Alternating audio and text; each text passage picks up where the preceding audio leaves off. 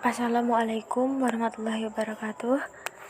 Saya perwakilan dari kelompok 4. Di kelompok 4 beranggotakan yang pertama ada saya sendiri, Sardiana Dwi Alfiatus, NIM 20108100047.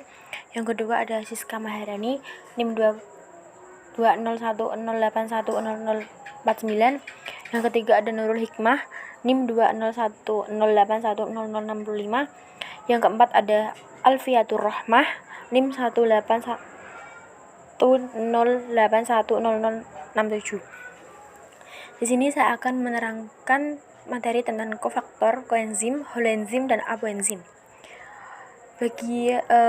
Kofaktor adalah bagian enzim yang berupa senyawa logam, contohnya Mg dan Fe. Peran dan fungsi kofaktor.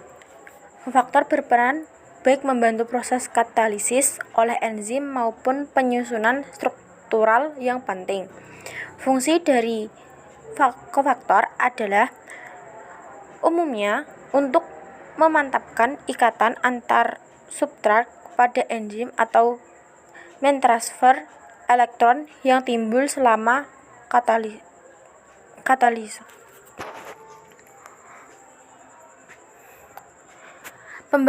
Yang selanjutnya yaitu pembagian kofaktor. Yang pertama ada aktivator, adalah ion organik yang biasanya lemah dengan suatu enzim. Contohnya ada di bawah. Yang selanjutnya yaitu gugus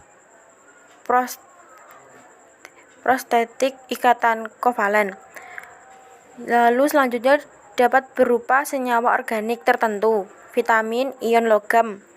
Contohnya yaitu FAD, yaitu ada vitamin B2, riboflavin, menerima atom hidrogen.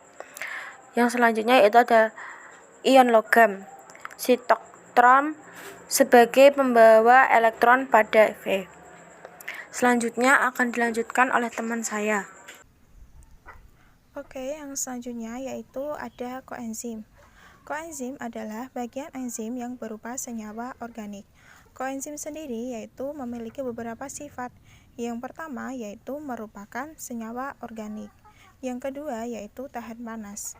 Yang ketiga yaitu mudah terdisosiasi. Disosiasi merupakan suatu proses ketika senyawa ionik atau kompleks terpisah menjadi partikel, ion, atau radikal yang lebih kecil dan biasanya dapat dikembalikan ke bentuk semula. Kemudian yang ketiga ada dapat dipisahkan dari enzimnya dengan cara dialisis. Nah, dialisis sendiri yaitu proses perpindahan molekul terlarut dari suatu campuran yang terjadi akibat difusi pada membran semi-permeable. Kemudian yang kelima yaitu mentransfer gugus kimia atau elektron dari enzim satu ke enzim lainnya. Contohnya ada NAD. Baik, saya akan melanjutkan presentasi dari teman saya. Contoh dari koenzim yang pertama yaitu NAD, KOA, dan vitamin. Kemudian ada jenis reaksi yang memerlukan koenzim. Yang pertama ada oksidasi reduksi, yang kedua ada reaksi pemindahan gugus, yang ketiga ada isomerisasi. Kemudian perbedaan koenzim dan kofaktor. Berdasarkan strukturnya, enzim terdiri atas komponen yang disebut dengan apoenzim yang berupa protein dan gugus protetik berupa non-protein. Gugus prostetik dibedakan menjadi koenzim dan kofaktor. Seperti itu.